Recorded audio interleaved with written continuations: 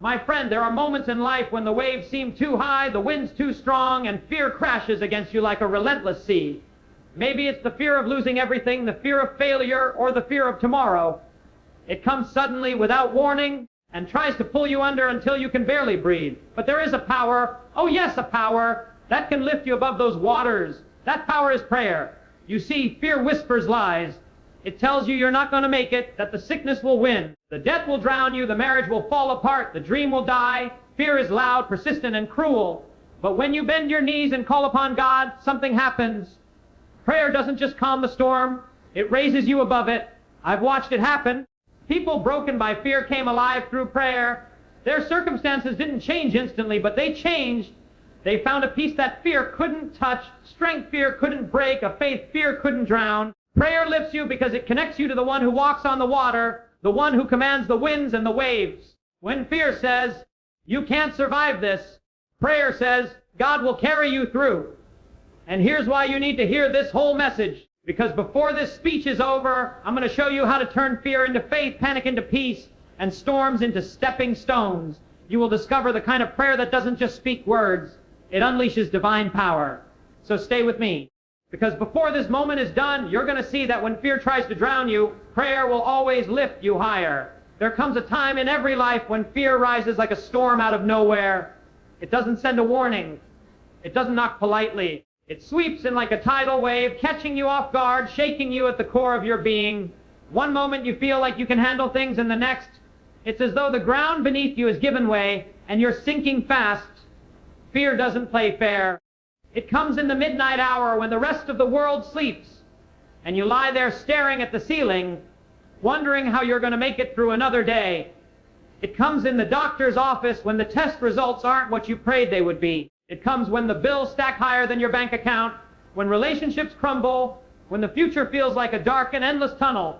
Fear wraps itself around your heart, squeezes until you can hardly breathe, and whispers, this is the end for you. Maybe you felt it, maybe you feel it now. That tightness in your chest, the racing thoughts, the questions without answers. You wake up and wonder if today will bring the breakthrough you're desperate for, or if it will be another day of fighting back tears and trying to hold yourself together. Fear thrives on uncertainty. It feeds on the unknown. It takes the what-ifs of life and paints them in the darkest colors possible until you're convinced there's no way forward, no light at the end of the road, no escape from the raging storm. But here's the truth about fear. It's loud, it's intimidating, but it's also a liar. Fear tells you the storm will swallow you whole. It tells you you're powerless, that there's nothing you can do, that it's only a matter of time before you sink beneath the waves. It tells you the sickness is stronger than your faith, the crisis bigger than your God, the night darker than any dawn that could ever come. Fear paints the future as if it's already defeated you before you've even had a chance to fight. I've seen it in people's eyes. That look of exhaustion when life has hit too hard, too fast. They want to believe things will get better, but fear keeps screaming, it's over. I've seen mothers worrying about their children's future, fathers feeling the crushing weight of providing for their families, young people afraid their dreams will never come true. Fear doesn't care who you are. It doesn't discriminate. It shows up at the hospital bed, in the courtroom, in the workplace, even in the quiet corners of your mind where no one else can see the battle raging. And here's the thing about fear. It doesn't come softly. It doesn't arrive as a gentle breeze. It comes like a flood. The Bible speaks of the enemy coming in like a flood. And that's exactly how fear feels. It rushes in, fast and forceful, trying to drown every bit of hope, every ounce of faith, every dream you've been holding on to. It surrounds you until all you can see are the waves towering higher and higher, threatening to pull you under. But let me tell you something. Fear may come like a flood, but floods have limits. Waters rise, but they also recede. Storms rage, but they also pass. Fear wants you to believe it is permanent, but it isn't. It wants you to think it's all-powerful, but it's not. It may look big, it may sound loud, but it has no lasting authority unless you give it one. The truth is, fear cannot drown you unless you surrender to it. That's why fear fights so hard to control your mind, because if it can defeat you there, it can defeat you anywhere. The real battle isn't just around you, it's inside you. It's the thoughts that keep you awake at night, the images of failure that replay in your mind, the endless what-ifs that rob you of peace. That's where fear builds its strongest fortress. And that's why so many people feel paralyzed. It's not just the problem itself, it's the fear of the problem, the fear of the unknown, the fear of the future. I remember talking to someone who said, it's like I'm living underwater. I can see life happening around me, but I'm sinking deeper every day. That's what fear does. It isolates you. It makes you feel like no one else understands, like you're the only one fighting this battle. But you're not alone. Everyone faces fear at some point. The difference between those who sink and those who rise isn't that the storm skips over them. It's that they find something, someone stronger than the storm itself. Fear tries to blind you to that. It wants you so focused on the size of the waves that you forget there's a God who walks on water. It wants you to believe the darkness is so thick that no light could ever break through. But the truth is, no matter how high the waves, no matter how fierce the wind, no matter how loud the thunder, fear has limits. It can roar, it can threaten, but it cannot win when faith takes its place. And this is where the turning point comes. Fear thrives in silence. It grows when you freeze, when you let it talk louder than your prayers, when you let it set the agenda for your life. That's why so many people stay stuck. They've let fear be the loudest voice in the room. But the moment you refuse to let fear control the conversation, everything begins to shift. Yes, the waves may still crash. The wind may still howl. The storm may not disappear overnight. But when you decide that fear will not write the final chapter, something rises inside you. A strength you didn't know you had, a courage that comes from somewhere beyond yourself. Fear may try to drown you, but it cannot defeat a heart that chooses faith over panic, trust over terror, prayer over silence. So if you feel like those waves are closing in, like the night is too dark, like the fear is too heavy, hear this: fear is not the end of your story. It is not the final word. It is a storm, yes, but storms were never meant to last forever. There is a way forward, a way through, a way up, and fear cannot stop you unless you let it. When fear comes like a flood, when the waves rise higher than your strength, when you feel your heart beating out of your chest because the situation seems bigger than you can handle, there is one thing that has the power to lift you above it all. That one thing is prayer. Not a ritual, not just words whispered into the air, but the living, breathing connection between you and the God who made heaven and earth. Prayer is the life raft in the middle of the storm. It is what keeps you afloat when everything else feels like it's sinking. You see, fear will tell you that you are alone. It will make you feel like you have to carry the weight of the world on your own shoulders, like the outcome of everything depends entirely on you. That's why so many people break under the pressure. They try to row against the storm with their own strength, thinking if they paddle harder, if they plan more, if they control everything just right, maybe they can outrun the waves. But the harder they fight, the more exhausted they become, because no human strength can win a spiritual battle.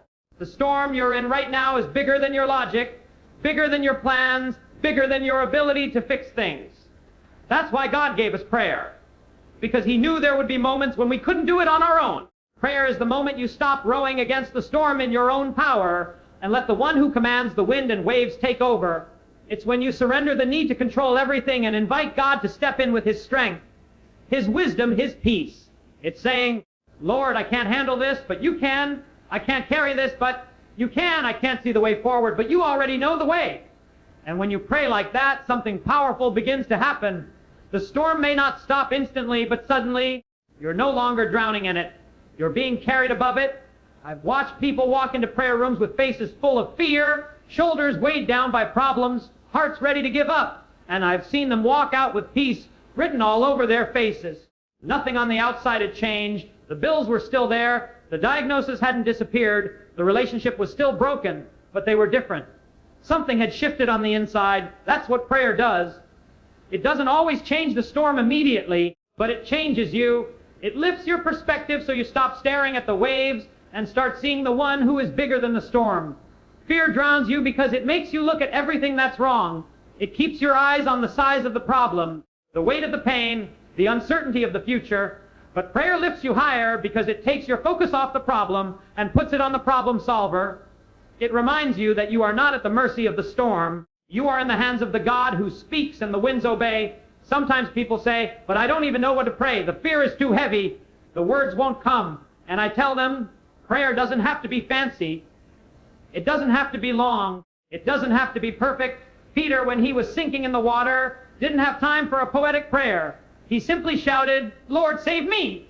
And that was enough, because prayer isn't about impressing God with your words. It's about inviting Him into your situation with your heart. It's about reaching for the hand that can pull you out of the waves before they pull you under. I think sometimes we underestimate the power of prayer because we confuse it with wishful thinking. Prayer is not wishing on a star, hoping something good might happen.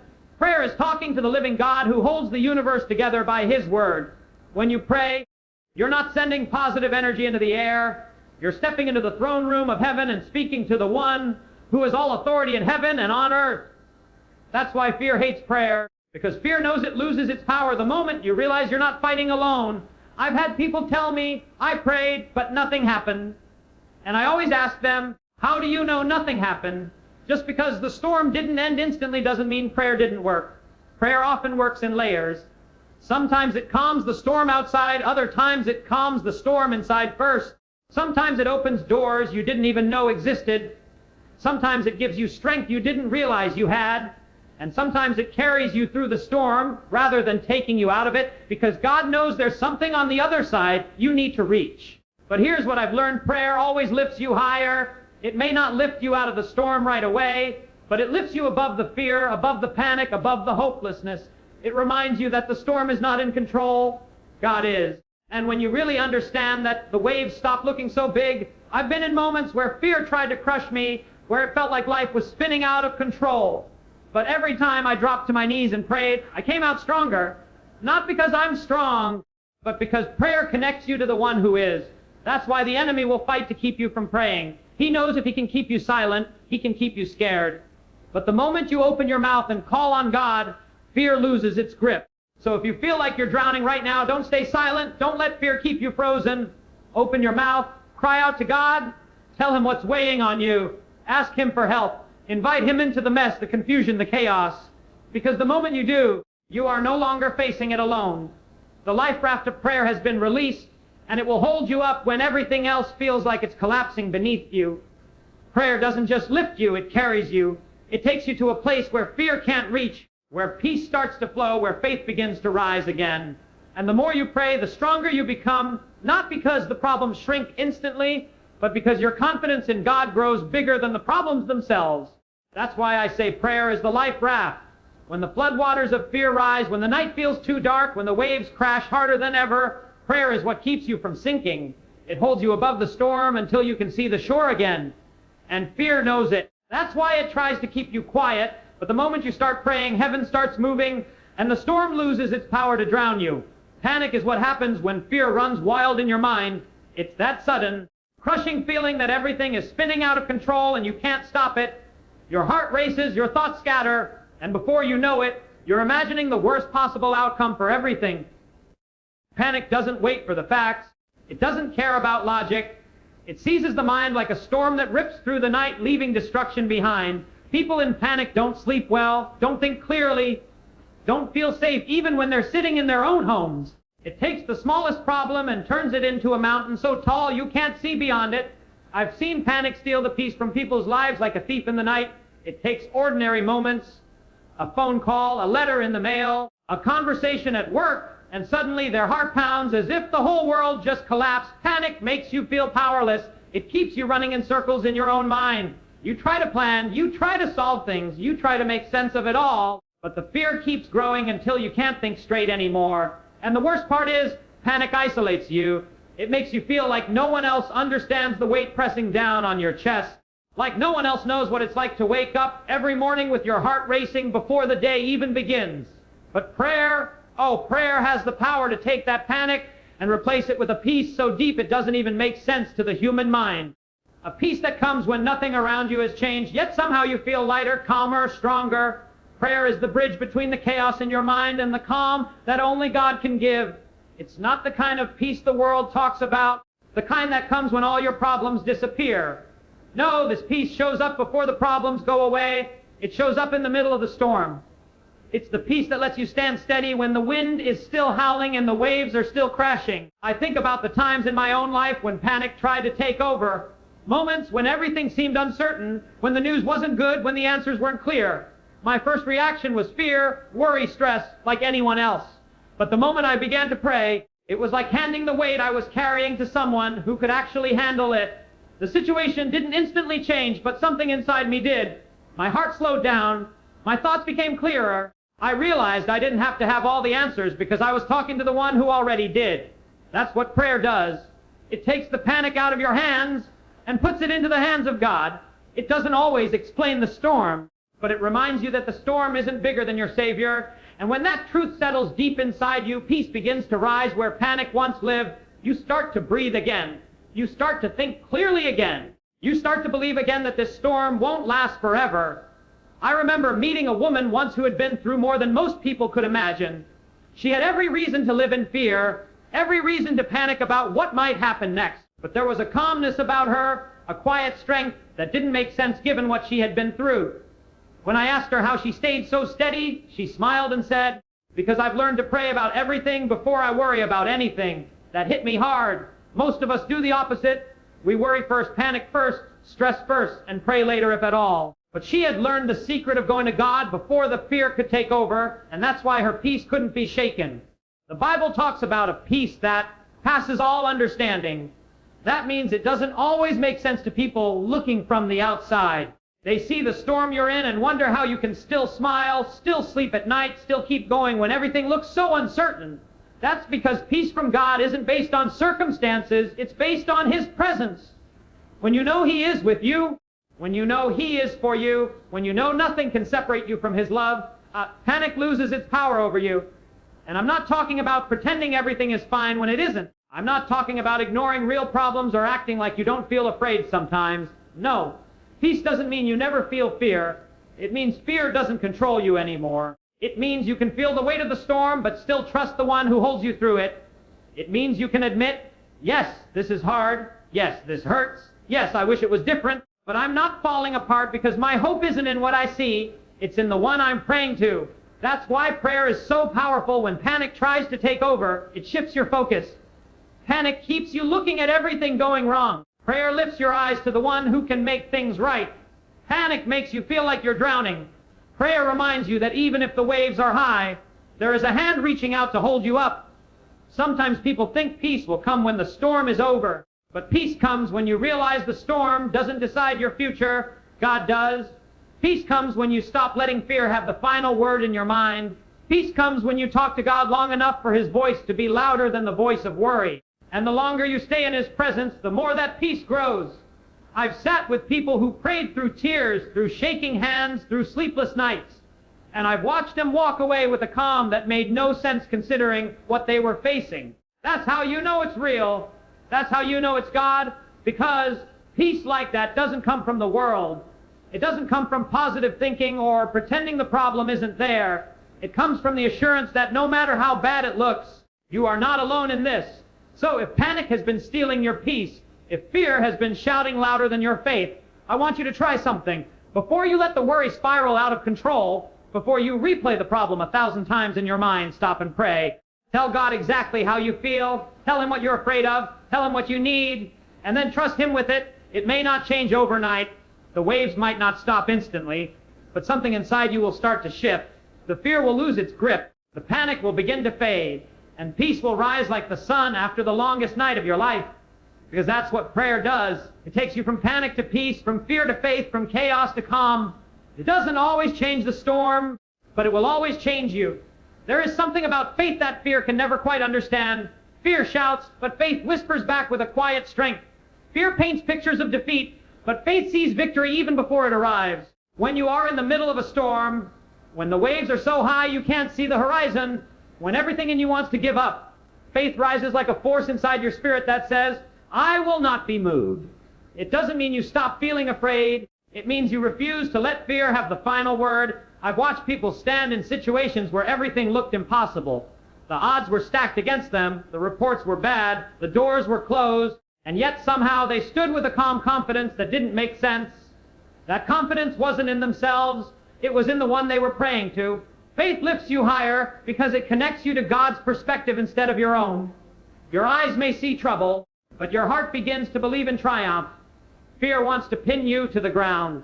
It wants to make you see only what's in front of you, the sickness, the loss, the setback, the failure, and convince you that's all there will ever be. Faith lifts your head above the chaos and reminds you there is more. There is life after this moment. There is hope beyond this pain. There is a God who writes the final chapter, not fear, not the storm, not the enemy. I remember talking to a man who had lost almost everything, his job, his health, his sense of security. Anyone looking at him would have said his life was falling apart. But when he spoke, there was no bitterness in his voice, no despair in his eyes. Instead, he said, I believe God's not done with me yet. That's faith. That's the kind of faith that rises higher than the circumstances trying to crush you. It doesn't ignore the reality of the storm. It just refuses to bow to it. And here's the thing about faith. It grows in the middle of the storm, not outside of it. Anyone can believe when the sun is shining and life feels easy. But real faith is forged in the nights when you cry yourself to sleep, in the days when nothing seems to change, in the moments when you feel like quitting but choose to trust anyway. That kind of faith lifts you because it isn't rooted in feelings, it's rooted in God's character. Feelings change, circumstances shift, people fail, but God stays the same. And when your faith is anchored in Him, the waves can rise as high as they want. You won't sink. Fear will always try to make you doubt God's promises.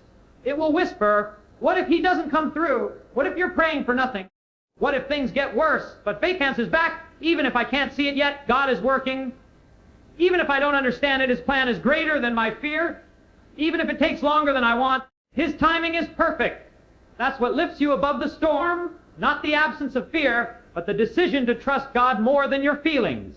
I think about the story of people who have faced overwhelming odds yet came out stronger because they chose to believe. A mother praying for her child who was sick, a man believing for a breakthrough when the bank account was empty, a young woman trusting God with her future when doors kept closing in her face.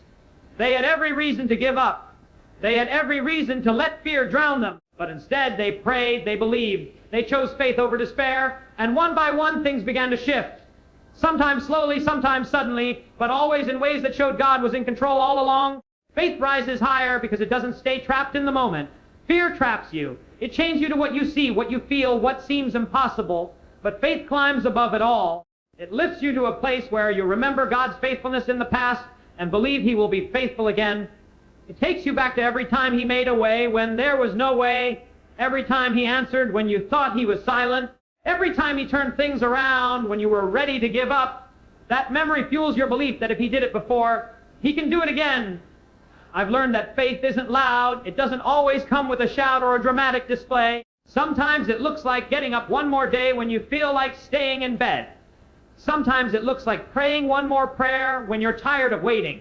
Sometimes it looks like taking one small step forward when everything in you wants to run the other way. Faith doesn't always feel big, but even the smallest seed of it can move mountains when it's planted in the right soil. That's why the enemy fights faith so hard. He knows if he can drown you in fear, he can keep you stuck. But if faith rises, you'll start to see possibilities where there used to be dead ends. You'll start to dream again, to believe again, to expect again. Faith lifts you out of the pit of despair and sets your feet on solid ground where the winds can blow and the waves can crash, but you won't be moved because your hope is anchored in something greater than the storm. And here's the beautiful thing: faith and prayer work together. Prayer opens the door for God to move. Faith keeps you standing while you wait for Him to do it. Prayer says, God, here's my situation. Faith says, and I believe you will handle it. Prayer lays the burden at His feet. Faith refuses to pick it back up again. Together, they lift you higher than fear could ever reach. So when the fear comes, and it will, let faith answer back. When the waves rise, let faith rise higher. When the night feels too long, let faith remind you that the morning always comes. Because faith doesn't deny the storm, it just declares that the storm won't win. And when you stand on that kind of faith, fear loses its power, and you rise above the waves that once threatened to drown you. One of the most powerful ways to overcome fear is to hear the stories of people who have been where you are, who have faced storms that looked impossible to survive, and yet they came through stronger than ever. Testimonies are not just stories, they are proof. They remind us that if God did it for someone else, He can do it for you. They are living evidence that fear doesn't get the final word, that prayer truly lifts you higher than the waves trying to drown you. When you listen to someone talk about how they were at rock bottom, how they had no strength left, how fear had wrapped its hands around their life, and then you hear how God stepped in, something inside you begins to rise.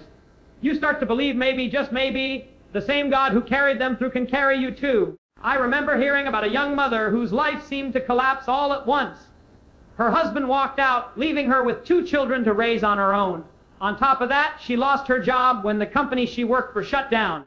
Fear came at her from every direction. Fear about money, fear about her kids, fear about her future. She told me there were nights she cried until she couldn't cry anymore, nights when she thought about giving up completely. But in the middle of all that fear, She turned to prayer. She didn't have fancy words. Sometimes all she said was, "God, help me." Day after day, night after night, she prayed through the tears, and slowly doors began to open. A friend helped her find a job. A local church helped with groceries and rent until she got back on her feet. And months later, she stood in front of a congregation with her children smiling beside her, telling everyone how prayer had lifted her when fear tried to drown her. That's the power of a testimony. It takes the abstract idea of faith and makes it real. It shows you what God can do in the messiest, most broken parts of life. And it silences fear, because fear thrives on making you feel like you're the only one going through what you're going through. Testimonies remind you that you are not alone, and that the same God who worked miracles before hasn't changed. I've met people who battled sickness that doctors said was incurable, people who walked into hospital rooms with reports that left no hope at all.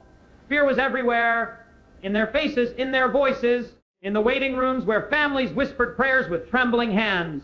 But I've also seen those same people months later, smiling healthy, with doctors shaking their heads saying, "We can't explain this."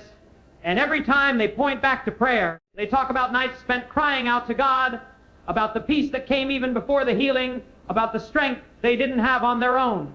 And when you hear them talk, you can feel it, the faith, the gratitude, the certainty that God stepped into the storm and carried them through. One man told me about losing everything in a fire, his home, his belongings, all the things he had worked for his entire life. He said the night it happened, standing there watching the flames, he felt like the waves of fear were going to swallow him whole. How would he rebuild? Where would he go? What about his family? But he said something happened in the middle of that devastation. People began to pray with him. Neighbors showed up with clothes and food. Strangers donated money. Doors opened for a new job, a new house, a fresh start. And as he told the story, he wasn't crying about what he lost. He was smiling about what God had restored. He said the fear tried to tell him life was over, but prayer lifted him until he saw that life wasn't over at all. I've heard testimonies from people who were addicted for years, people who thought they would never break free. Fear told them they were trapped forever, that they would never change, that it was hopeless to even try. But then they encountered the power of prayer, maybe through a praying mother, a friend who refused to give up on them, or a moment when they finally cried out to God themselves. And now they stand free, clean, living proof that the chains fear said would never break were shattered by the power of God. Testimonies have a way of pushing back the darkness. When you hear someone say, "I was there, I was scared, I was broken, but look what God did," it lights a fire of faith inside you. It makes you believe that what feels impossible today could become your breakthrough tomorrow. Fear hates testimonies because they remind you that it doesn't win. They remind you that storms end, that nights turn into mornings, that what looks dead can live again. One woman told me about almost losing her son in a car accident. For days he lay in the hospital, machines keeping him alive, doctors unsure if he would ever wake up. Fear was everywhere. She felt it in every breath, every phone call, every visit from the nurses with serious faces. But she prayed, her family prayed, her church prayed, and after weeks of silence, that boy opened his eyes, smiled, and eventually walked out of that hospital. Today, he's alive and well, and every time she tells the story, people listening start to cry because they can feel it. The power of God lifting her through the darkest season of her life. I've sat in rooms where people shared testimonies of financial breakthroughs after losing jobs, marriages restored after years of fighting, peace returning after seasons of depression and anxiety. Every story different, but every story pointing to the same truth. Fear may come like a flood, but it will not drown you when prayer lifts you higher. That's why I believe we need to tell these stories. Someone else needs to hear that God still answers. Someone else needs to know that the same power available back then is available right now. Because when fear is screaming in your ear telling you there's no way out, you need to hear the voice of someone saying, "I've been there. I thought it was over. But it wasn't. God made a way for me, and He can make a way for you." So many people are walking around today feeling like their story is finished, like fear has written the final chapter. But testimonies prove otherwise. They prove that storms don't last forever, that waves stop crashing, that fear doesn't get to decide how things end.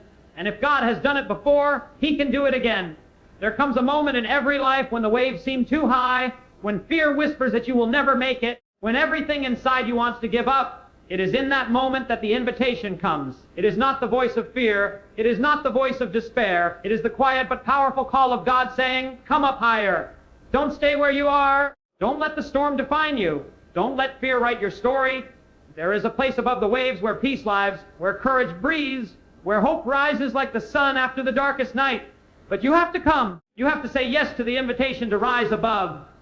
You see, prayer is not just about talking to God. It is about stepping into the place where fear can't control you anymore. It is about saying, I refuse to stay down here where the water is rising around me. I'm going to the place where God lifts me higher than the flood, higher than the storm, higher than every lie fear has tried to tell me. But here is the thing. No one can say yes for you. You have to accept the invitation yourself. God won't force you. He won't drag you. He calls you. He invites you. And He waits for you to take His hand. I've watched people stand in the middle of their storms for years, thinking that was all life had to offer, thinking that fear was just part of who they were. They carried anxiety like a backpack, lived with depression like it was their name, accepted failure like it was their destiny. But then one day something changed. They heard the invitation. Maybe it came through a sermon, maybe through a song, maybe in the middle of the night when they couldn't sleep. Somehow deep inside, they knew God was calling them to rise above it all. And when they said yes, everything shifted. The storm didn't always disappear instantly, but they discovered a strength they didn't know they had. That's what happens when you rise above. It doesn't mean the waves stop crashing. It doesn't mean the wind stops blowing. It means you are no longer drowning in it. You are no longer trapped by fear, no longer chained to what was, no longer believing the lie that this is the end. When you say yes to God's invitation, you discover that He can give you peace in the middle of chaos, courage in the face of fear, and joy when everything around you says you should be falling apart. I remember a man who told me he lived most of his life afraid. Afraid of failure, afraid of what people thought, afraid of never being enough. He said it felt like carrying a weight everywhere he went. Then one day, sitting alone in his car, he prayed a simple prayer. God, I don't want to live like this anymore. That was it. No big speech, no fancy words, just a cry from the heart. And he said in that moment he felt something break. It was like God reached into the car, into his fear, into his anxiety, and lifted him above it. He didn't become perfect overnight. But he said the fear that ruled his life for years suddenly had no power over him anymore. That's the invitation to leave behind the weight, the fear, the lies, and rise above into freedom. Some people think prayer is just a ritual, something you do before meals or at church on Sunday. But real prayer is power. Real prayer takes you from drowning to dancing, from shaking with fear to standing in faith.